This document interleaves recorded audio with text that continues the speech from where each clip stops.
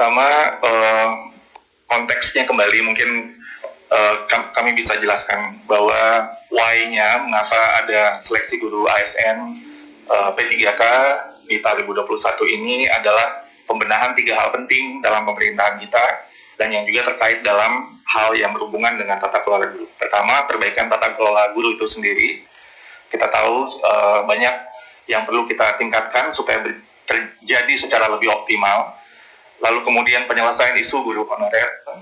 Dan yang ketiga, bagian dari reformasi birokrasi, peningkatan kualitas layanan publik sebagai aparatur sipil negara. Tadi Pak Pimpinan sudah menyebutkan data-data terkait dengan kebutuhan guru. Dan dari data pokok pendidikan, Kementerian Pendidikan dan Kebudayaan mengestimasi bahwa kita memiliki kebutuhan guru untuk mengajar di sekolah-sekolah negeri itu sekitar 1 juta guru.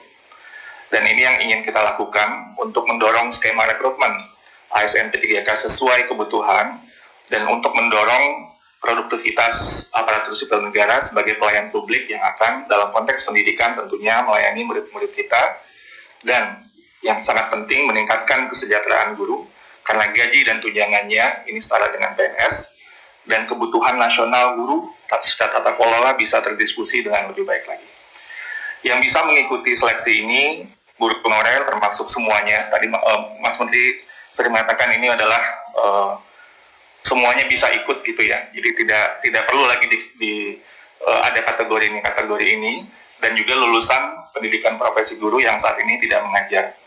Nah, berbeda dengan sebelumnya, rekrutmen yang kita lakukan pada saat ini, pertama kita juga memberi dukungan untuk belajar. Jadi kita mendorong guru-guru untuk bisa memanfaatkan ini kesempatan untuk belajar, terutama untuk kemampuan minimum konten yang menjadi amanah dari mapel yang diampu. Dan yang kedua, bisa diberikan kesempatan ujian seleksi hingga 3 kali. Jadi sehingga tadinya sangat high stake, hanya sekali dan langsung iya dan tidak, sekarang bisa ada kesempatan kedua dan kesempatan ketiga. Dan selanjutnya biaya seleksi sepenuhnya ditanggung oleh Kementerian Pendidikan dan Kebudayaan, sehingga ini memudahkan pemerintah daerah untuk bisa tidak perlu khawatir terkait penganggaran untuk seleksi. Nah, slide selanjutnya, tadi Pak Pimpinan sudah memberikan data-data terkait dengan kebutuhan guru kita yang ada di sekolah negeri. Jadi guru honorer saat ini dari data Dapodik itu berjumlah 742.000 sekian. Nah, kita memiliki kebutuhan guru 1 juta. Artinya kalau ini pun diangkat semua sekaligus, kita memiliki kekurangan guru, formasi sebanyak 275.000. Jadi artinya kebutuhan kita memang sangat luar biasa besarnya, dan ini yang kita ingin bagaimana caranya untuk bisa guru-guru kita ini bisa diangkat tentunya. Namun perlu juga kita tekankan sesuai dengan agenda reformasi birokrasi tentang ASN, bahwa kualitas pelayanan publik seperti yang dirujuk di Undang-Undang Nomor 5 tentang 2014, bahwa dibutuhkan ASN untuk meningkatkan kualitas pelayanan publik. Nah, ini yang ingin kita dorong juga sekaligus dengan momentum rekrutmen ASN P3K. Lanjut slide berikutnya. Ini tahapan pengadaan guru ASN P3K 2021, ini flow-nya. Insya Allah pendaftaran bisa segera akan kita lakukan. Lalu kemudian ada seleksi administrasi di sana untuk mencek berkas-berkas yang perlu, linearitas, dan juga keterkaitan dengan ijazah yang ini insya Allah sudah kita lakukan. Lalu kemudian ujian akan kita lakukan 3 kali assessment, terdiri dari kompetensi teknis, sosiokultural, manajerial, dan pertanyaan wawancara secara tertulis. Dan peserta kita menargetkan di tahun ini bisa mengikuti ujian seleksi hingga 3 kali. Sesudah itu dilakukan pengumuman hasil dan pemberkasan. Ini yang kita harapkan bisa terjadi slide berikutnya dalam timeline yang ada di tahun ini. Insya Allah rencana kita ujian seleksi pertama itu diadakan di bulan Agustus 2021. Lalu ada rankingan, pengumuman gitu ya, pemberkasan dan juga persiapan mungkin yang tidak lulus di ujian pertama untuk ke ujian kedua di Oktober 2021. Lalu sebulan sesudah itu kembali lagi ada semacam pemberkasan dan daftar ulang kalau yang mungkin yang masih belum lulus untuk ujian seleksi di bulan Desember 2021 sebagai ujian tahap atau kesempatan yang ketiga. Dan ini yang timeline yang dari Panselnas kita sudah mendiskusikan sangat ketat sekali, dan ini membutuhkan upaya yang luar biasa nanti, terutama antara jeda sesudah ujian pertama ke ujian kedua ke ujian ketiga. Itu nanti akan luar biasa, tim yang harus bekerja untuk memastikan step-stepnya berjalan dengan baik. Selanjutnya, slide berikutnya. Nah, ini mungkin yang agenda yang tadi Pak Pimpinan sebut, yang agenda yang pertama terkait dengan hasil dari yang P3K yang lulus di tahun 2020. Mungkin saya langsung saja ke slide berikutnya.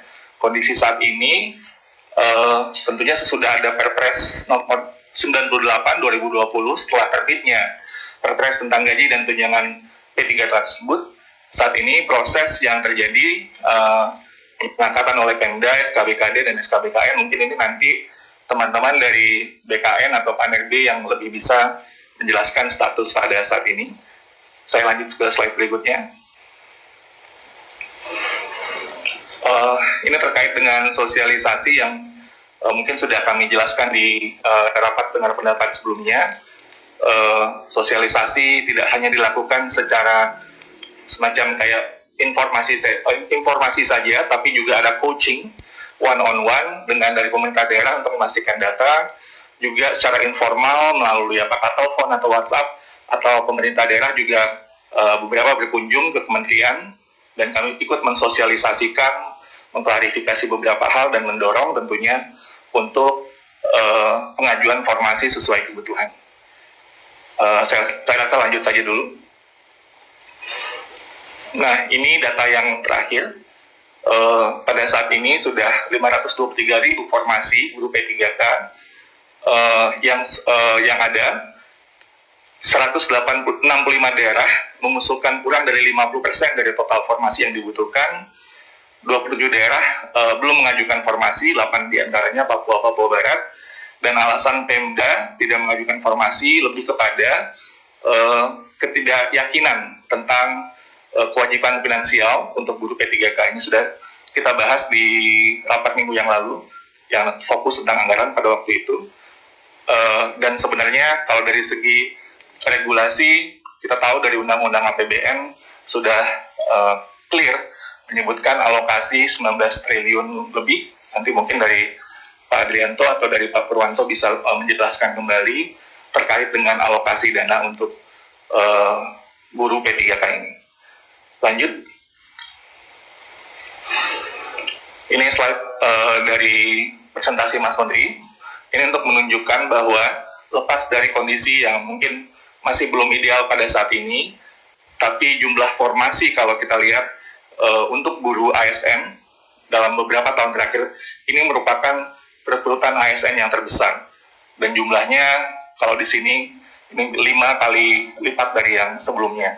Ini menunjukkan gradasi dan upaya pemerintah secara kolektif, karena ini kerja bersama-sama untuk bisa mendorong pembenahan sekali lagi tata kelola guru kita yang sudah lama berjalan tidak optimal. Dan mudah-mudahan tentunya tren ini akan semakin baik. Jadi sehingga supply dan demand guru-guru kita bisa lebih baik lagi ke depannya. Dalam presentasi waktu itu Mas Menteri juga menjelaskan bahwa semua guru honorer tetap dapat mengikuti seleksi. Lalu guru yang mengajar di daerah tanpa formasi dapat mendaftar di daerah lain, dan guru yang melewati passing grade tahun ini namun tidak dapat formasi dapat menggunakan nilai tes tahun ini untuk di tahun selanjutnya. Lanjut ke slide berikutnya. Terkait kebijakan afirmasi, mungkin kemarin juga sudah disampaikan oleh Prof. Nuno bahwa dari Panselnas kami memutuskan beberapa hal tentang kebijakan formasi ini. Pertama, ujian seleksi ini tentunya dengan beberapa bulan masukan dari berbagai pihak tentunya, dan kami mendengar dan memutuskan beberapa hal di sini. ujian seleksi terutama buat guru-guru honorer di sekolah negeri yang mungkin merasa khawatir ya kalau misalnya langsung semuanya ikut gitu ya. Jadi seleksi yang pertama untuk guru honorer di sekolah negeri masing-masing, dan ujian kedua dan ketiga baru kita buka kepada semua guru honorer dan lulusan PPG.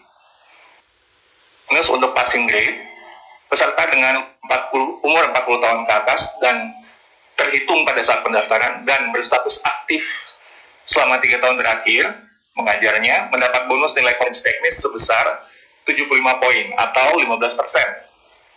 Dan peserta penyandang disabilitas mendapatkan bonus nilai kompetensi tambahan jika berumur 40 tahun ke atas ya, tapi ini untuk penyandang disabilitas sebanyak 50 poin atau 10%. Dan peserta yang sudah memiliki sertifikasi guru mendapatkan nilai penuh pada tes kompetensi teknis. Namun tentunya tetap perlu lulus passing grade di tes manajerial, sosiokultural, dan wawancara. Silakan lanjut.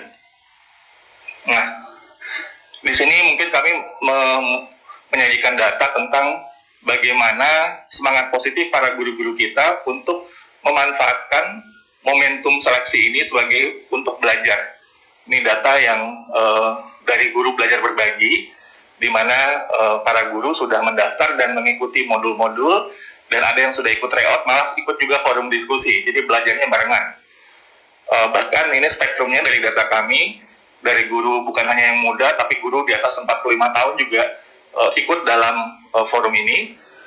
Modul-modulnya kami upayakan selain substansi materi yang esensial, juga ada audio-visual, jadi video-video yang mungkin lebih membawa pemahaman yang lebih baik, dan ruang kolaborasi dan komunitas dalam forum tersebut, sehingga bisa membantu untuk lebih bergairah belajarnya.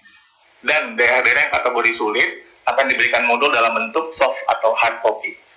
Jadi untuk mendorong sekali lagi momentum belajar guru-guru kita sehingga bisa mempersiapkan diri dengan baik untuk tes seleksi.